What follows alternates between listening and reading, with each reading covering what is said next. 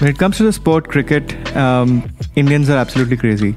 People would leave early from work, skip classes, and do all sorts of things if it means India is playing a match. It's an absolute frenzy. But all of this mania is for men's cricket game, right? What about the women's cricket game though? The situation is in complete contrast when it comes to the women's team. Despite the lack of infrastructure and promotion of the women's cricket team, a girl from the streets of Bangalore had a huge dream. A dream to play cricket for her country. In today's episode, we are joined by Vanitha, a former Indian cricketer who shot for the sky and turned her dream into reality. We discuss with Vanitha her life journey and how she had to face multiple challenges such as injury setbacks in her quest to make it to the top. Of course, apart from all the stereotypes. She breaks it down for us, the exact scenario of the women's cricket in early 2000s and when she started off. Vanitha explains how the power of visualization played a key role in her day-to-day routine and how she manifested her wishes into reality, coupled with hard work. We speak to her about the cricketing superstitions she had and how she balanced her cravings for sweets with grueling fitness demands to play at the highest level. This is going to be really interesting. Vanitha also shares with us her experience with the Ultrahuman Cyborg and how it helped her fuel better for training and practice. Let's jump right into it. Hey Vanitha, good to finally connect and see you here. Thank you so much. Big fan of your work and in the cricketing space, and I think what all of us keep talking about is your role in a way motivating millions of thousands of people and especially women in the country to be excited about the sport. Before we begin, I'll get to know a little bit about your journey till now. I think that's the most exciting part. I would love to really understand how did you get here, and maybe we can start with that. It was, around 6 or 7 years when I was, obviously, we had this culture of playing gully cricket back then in Bangalore. Right. That's because, obviously, because of thanks to a lot of space that we had around in Bangalore before the infrastructure taking over completely. Where in Bangalore was this? Here, HL area, in and around Old Airport Road, we call this as Baswanagar to be precise. Which year was this? This was somewhere around 1996, 97. Got it. So hardly any, infrastructure or any development then. Wow. So I was fortunate that I got to play a lot of street cricket and gully cricket. And that's how, I was sort of into it. I figured out that I enjoy playing cricket. And my dad, he took me to a professional academy where I enrolled myself in the when I was 11 years. So 2001 or 2002, I think. So that year, he introduced me to professional cricket. And that's how, I got into cricket overall as a professional cricketer. That's the path to it. And what was it like back then? Like you're talking about 2001 and 2002 in a professional cricketing academy in the country. What was it like, and especially like back then, the infrastructure, the culture around cricket? I'm sure cricket was still pretty huge in India back then, but then especially for women, for example, what was it like? Honestly speaking, if you ask me, I didn't know women were playing back then. I had absolutely no idea there was something called women's cricket. Only once I must have just happened to see on television. I'm like, oh, what are they even playing? Because I didn't know that women play. Only when I joined the professional cricket academy, I got to know that yes, there is something called women's cricket exclusively. And even we can also play age group like our men's cricket play. So we had age group of under 16, under 19, and then seniors. 3 categories was there.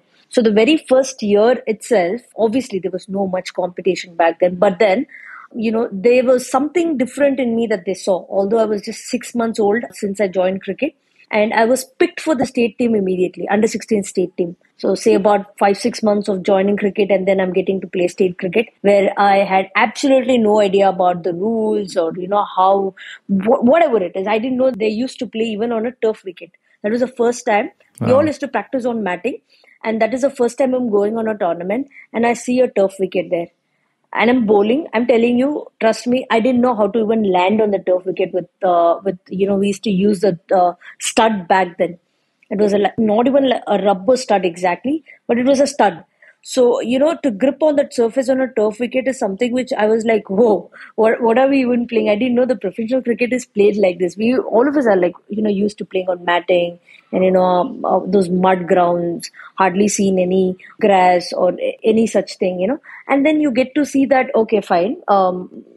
There's so much things happening here, and all of a sudden you go in a tournament and you feel like, okay, after that I didn't want to play cricket, because the feeling, that sensation, what I had at that particular time when I saw everything like a professional setup is something very different. I can tell you, it was completely very different. Wow. I mean, it must have been like very, very overwhelming, I'm sure. Basically, sort of like being in that role and also interfacing with the sport the first time around. And this is like long, long back. Like I'm assuming that the culture of cricket was already there, but I'm sure the infrastructure and the facilities and everything would have been in very, very early stages for sure. But tell me a little bit about, you sort of got introduced to the sport very, very early. And did you also try out any other sports as well, or was cricket your first love? No, it was only cricket. To be honest, I didn't have the opportunity to try out another sport earlier in my career. That is because once I started playing state, I felt a little bit of, obviously it's a bit of success that you earlier on in your life, when in a teenage you get to see, and then obviously I was quite excited and I got carried away by just playing one sport. Although I used to sort of understand the other sport, but I never played. But it was only in college when I moved to PUC. It was in mountains. So there was this entire thing about sports and all that. So I was really fascinated about trying baseball and softball, because I felt it was closer to cricket. It's just about hitting and more about power hitting and things like that. So I was more fascinated about picking that sport. And yeah, eventually I played for 2 years for college team, and that's it. After that, I didn't continue. Once I left Mounds, I didn't continue. Wow, I can see the passion for batting there in that statement. Uh, did you start being in the opening role for your team, or did you eventually get there? I always wanted to be an opener, but trust me, it was not easy for me, because I don't know if it's a blessing in disguise or it's a curse to be known as a power hitter. So they always wanted me to finish the matches. They wanted me to go and play those middle overs and play those big shots, because we had some quality openers earlier on who was more technically sound batter. And you know what, to be honest, when they kept talking about we want someone technically more sound, that sort of pushed me to go back and work into my basics about in terms of cricket. I wanted to like go back and, okay, fine, what is the technique that they want to, or they're talking about. So even I want to sort of get to that, if not being perfect somewhere, if I could get closer to being perfect, that's an achievement for me. So that's how I took that as a challenge, from middle order to an opener. I went back and I worked really hard in terms of technique. It was very later on in my career that I focused a lot about technique and the nuances of technique. Yeah, it seems very, very glorifying from the outside, but I'm sure like this is very, very challenging, both physically and mentally. Given that in a cricket match, any sports for that sort, right? There are, like say in soccer, the pressure is right at the strikers, and then here in cricket, the parallel is essentially the openers, right?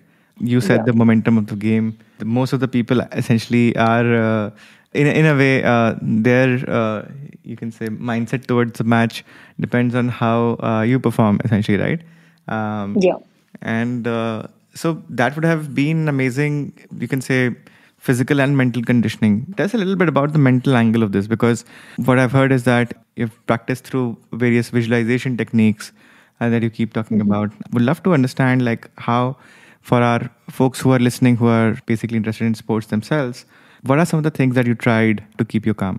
I'm not a calmer person, to be honest. I had to put in a lot of effort. That's where my mental skill, my mental toughness was tested to the max. Simply because I was someone who was very aggressive. I love trying new things. I'm someone who gets bored very quickly. So, it was very challenging when you have these kind of, sort of characters, you as a character. It gets very difficult for you to stick to certain things, and that's what we call it as process.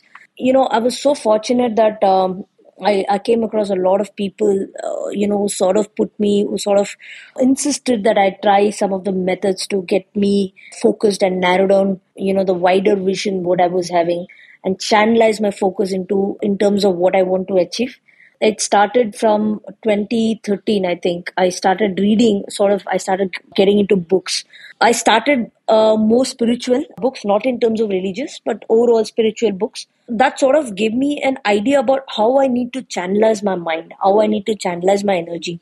I got an idea from there on. I practiced meditation, a lot of breathing technique, and then after coming to Invictus is where I figured out a complete pattern in terms of how I can keep my focus without being drained out.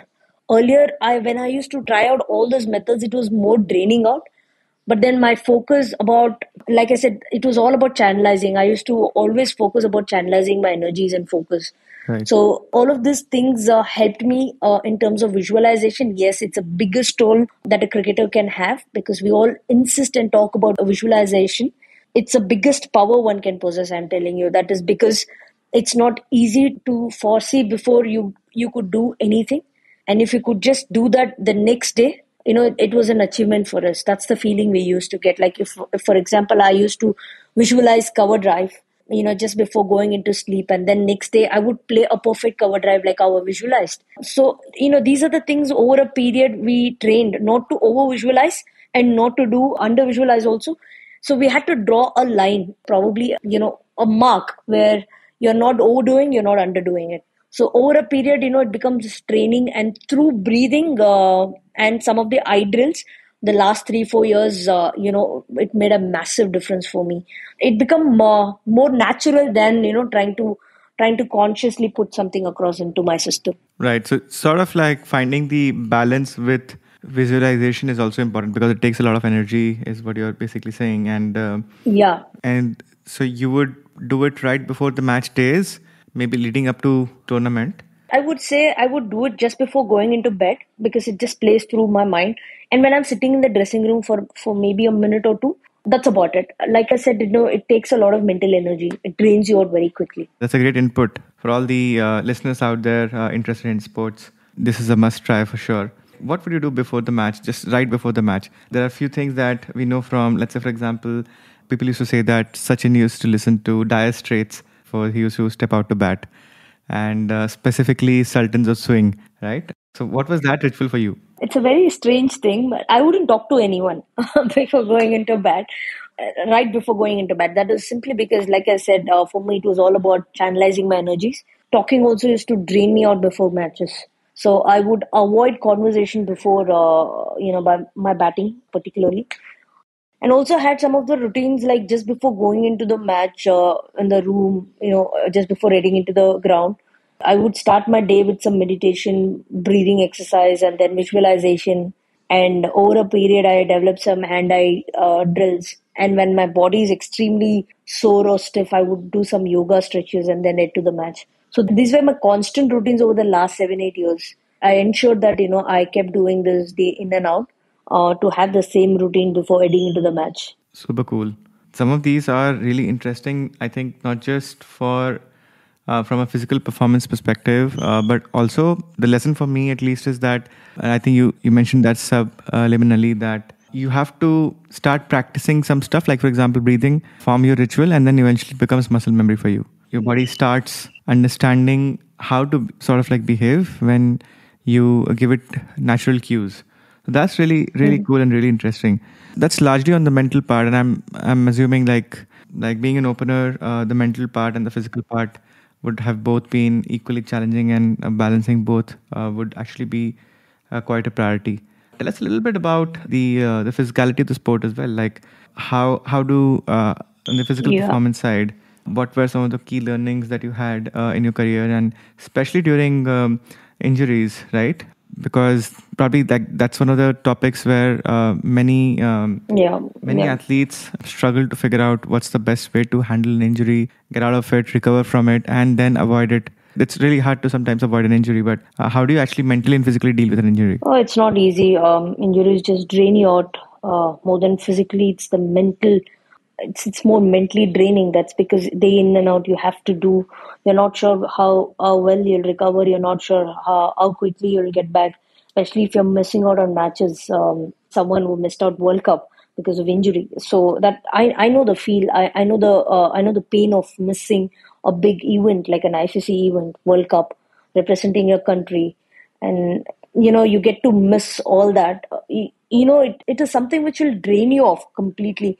And what is a challenging thing is that when you're going through such moments, you will not recover physically also because mentally you're down.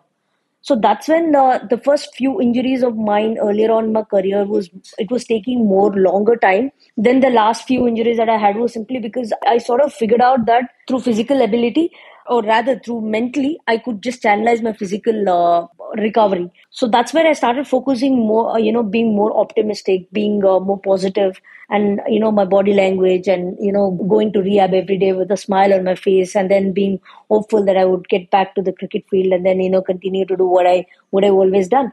But like I said, during this period, what is even more challenging is when you're injured, you'll have to keep off from certain food. You'll have to keep off from certain meal. What is even more challenging is that, you'll have to be even more watchful than what you are, when you're normal, when you're playing at full fledged. So all these things are very challenging as an athlete. Like I said, what keeps us going is being optimistic, being hopeful that yes, we will come back early, but a lot of mental drain has to go through it. I was fortunate that the last few years I was surrounded with positive people, because that brings the best out of you when you're going in a roof where people are coming in and constantly telling, yes, we can pull this through. Yes, we can. You can get back very quickly. These are the things you would want to hear. As an athlete, there are times where I've given up on myself, but I was so fortunate that I had people who had a lot of trust in me, who kept pushing me to go further. I was really fortunate in that case. It's very important to surround yourself amongst positive people. That brings huge influence in you. I think that's a phenomenal advice. The amount of difference energized group of people around you make versus, let's say, because when the circumstances change, the people around you change sometimes, right? And I think if the people around you are motivating, and highly energized, I think there are not many problems in life that you can't overcome. So I think that's a phenomenal advice. Really appreciate you sharing that. What's really interesting also for me personally, I think hearing this is the fact that the realization the injuries are both a mental and a physical issue in some ways, right? And the framework around forming an injury, like getting an injury and how do you recover from it, having that clarity is very, very mature. Yeah. It's really cool. Yeah, that's right. Extending that a little bit, you mentioned food somewhere along the way. What's your relationship with food been like? And tell us a little bit about it. I'm a big foodie. I have a big weakness, or rather, I would say sweet tooth. That makes two of us. Yeah. Sweet tooth. If not for anything, I need my Indian sweets. I don't crave for any pastries, but I need my Indian sweets. I need it all the time when I'm depressed or when I'm low in energy, or there are a lot of faces that we see as an athlete, right? So sweets is something which kept me going. There are instances where when I get out for zero, the first thing I would come back and do in the dressing room is just go to the food corner, which is placed right in the dressing room. I would just directly start eating sweets, just for me to quickly enhance my mood and get better. Because I know I've scored a zero, I can't have a long face in the dressing room, so I need to be all right. I need to cheer for my team. These are the small little tricks I would do with the food. Like I said, it's all mental.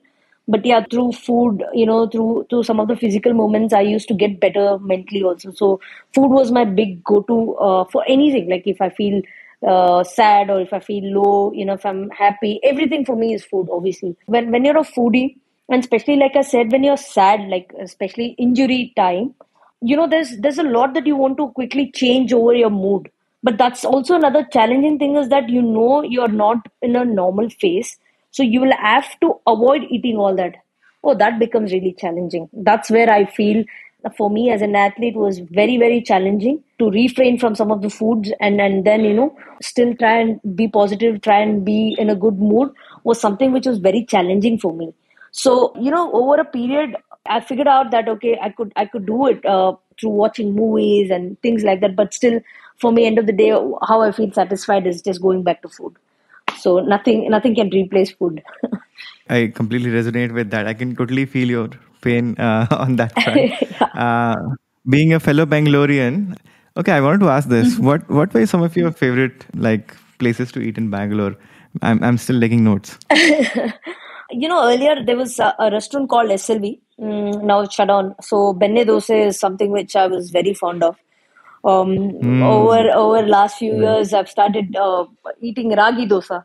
So that is another favorite of mine. Of course, biryani, any biryani. Shivaji military biryani was something like or still It's it's legendary. still Yeah. it's still a favorite place of mine. I don't mind having 2 meals of biryani back to back. I have that appetite for biryani. Biryani is my favorite. So these are the Okay. these are the food, like whenever I feel like having something, so I don't miss out on these food. Of course, homemade food also, we have like good idlis being made at home, idli and chicken curry. Usual Sunday, I look forward for Sundays only because idli and chicken curry. So that is something which I don't miss out. Weekly I do eat the kind of food that I want now. Although my lifestyle is completely different, like back 10 years to now. But still, if I indulge, I make sure the timing of it is right now. So I'm happy indulging in some of the meals, especially the local dishes. I'm happy doing that. That's a really cool segue. Tell us a little bit about your experience with Cyborg since December. I think you've been on the platform since December, right? Did you get some of those insights from the platform as well? First, I used it in the month of August. To be honest, that is when Okay. I had an idea about Cyborg, and what is it all about. So Varun Shetty, my SNC at Invictus, he said, because he sort of knew that, he knows I had this thing for sweet tooth. I'm drifting here and there. So he wanted, and also he felt I was under fueling mainly. My recovery was not good. The next day I would come back not fresh, tired all the time. It's still recovering from the previous day training and all of those things. But that's when he said, "Okay, I wanted to get onto this so that I could just track." He said, I'll keep an eye on you and what are the food that you're having and things like that." I said, "Okay, fine." So I had to immediately travel to Bengal for my matches, so I could not be in town. Oh, that's when it was really, really, it helped me a lot. And also, it was very challenging because the way I could see myself when I fueled right, how my energy was, because I was all alone. Here, at least, I back in Bangalore, I have people monitoring me, but away it was really challenging because I had to literally look after. And I was like, thank God, Cyborg was there, because the fueling aspect, or even after a good workout, how the spike level is to do, how the spikes were up and down. So it gave me a complete idea about how my training is, how a professional athlete, what are the tricks that one he or she could do in terms of fueling. So I had a clear picture about fueling there. Some of the things what I kept away, for instance, I always thought white rice was not that good for me. But when I had white rice, the kind of the levels was unbelievable. I didn't have a spike at all when I had white rice. So whereas a millet would give me around 40-50 difference of spikes. So you know I thought, okay, maybe because it's giving me such a spike, that helped me in terms of timing my meal. For instance, I would have millet for dinner. I would find it difficult to fall asleep. So I had to revamp a bit about the timing and all that. So change a bit, alter a bit. So what I did was I started having somewhere around 11 o'clock or 12 o'clock, so that, that is when I need the maximum energy to push through the day. So these are the tricks, I sort of started following, having using the Cyborg. And of course, that gave me a little bit of courage to use a bit towards having more sweets, because Bengali, if you're in Bengal, and Bengali sweets are the best thing. So I used to indulge every now and then, but hardly any spike. But at the same time, I didn't get carried away, saying that okay, that is not much. But everything was in moderation, so that helped me overall. Overall, when I got back to Bangalore, also I was much better in terms of shape, in terms of headspace, in terms of my fitness. Overall, I felt like a completely different person after coming back from Bengal. I'm going to ask you for your recommendation list right after the podcast.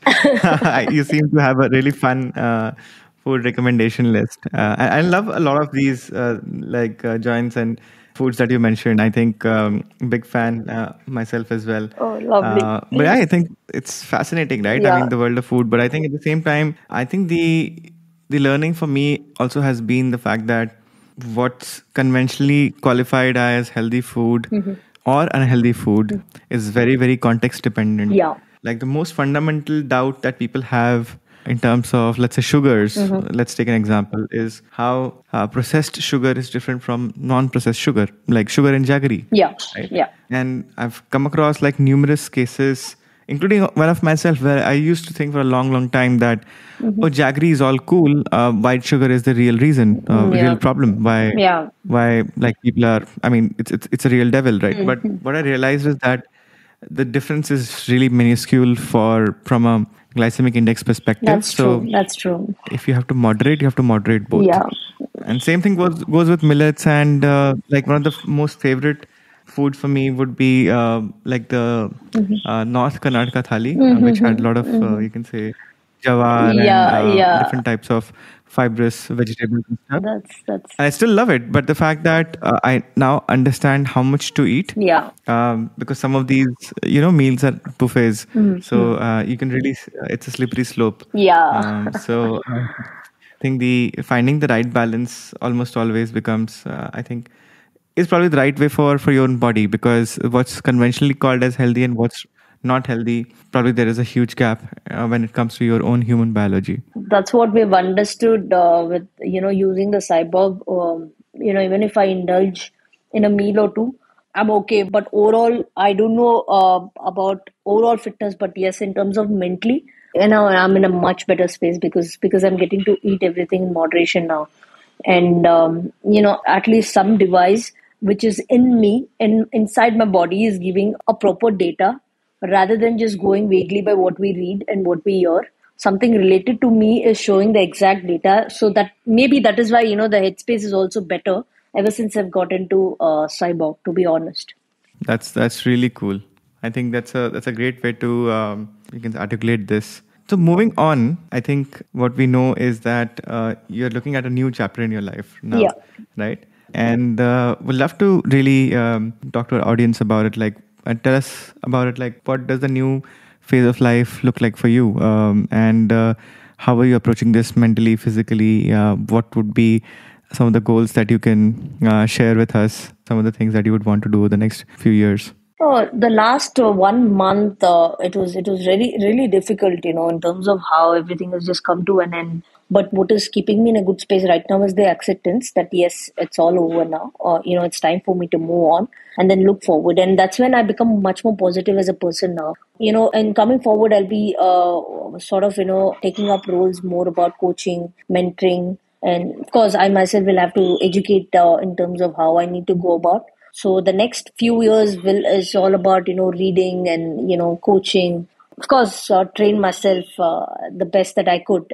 Keep elevating myself as an athlete. I feel I'm still an athlete, so I'll try and elevate on that aspect, and then try and bridge the gap between what I felt we did not get as an athlete. To now being a coach, how is it I can look sort of put it forward. So this is what I'm looking forward in terms of how I could go about the next few months. So this is what I have in mind. So I want to get into coaching and then mentoring, and these are the things I have in mind. That is really, really motivating to hear. I think the fact that you mentioned that you'll always be an athlete, I think truly resonate with you. Being an athlete is a mindset more than anything else. Yeah. But I really appreciate you sharing so much with us and with so much passion. Also, basically, the candidness around basically your journey, love for food, and your visualization techniques in sports. I'm sure there are a lot of lessons for listeners who are interested in sports or getting into sports, because we are a very early sporting nation. I think we are in very early stages from becoming a complete sporting nation, and I think all the credit has to go to like athletes and sports people like you who are actually setting the right role model image, as well as setting the right, you can say, cadence for people all around. I wish you all the very best with the next phase of your journey, and I'm sure that'll be like super exciting, and we'll get time to connect very soon on that. Thank you so much. It was really nice talking to you. Thank you, Anita. And looking forward for many more interaction in the coming days. Absolutely. Such a pleasure. Thank you. Thank you so much. That was fun, right? The ecosystem of Indian women's cricket is still evolving, but Vanitha exemplifies how, with the right mindset and hard work, impossible is really nothing. With the help of mind hacks such as visualization, Vanitha had an added advantage in her locker room, which her competing peers might not have had. So it's not only hard play, but also smart play. Something that all of us can apply to our routine and lifestyle as well. If you loved this episode and Vanitha's life journey, do share it with your family and friends. We'll be back soon with more such exciting personalities and life stories. Stay tuned. See you soon with the next one.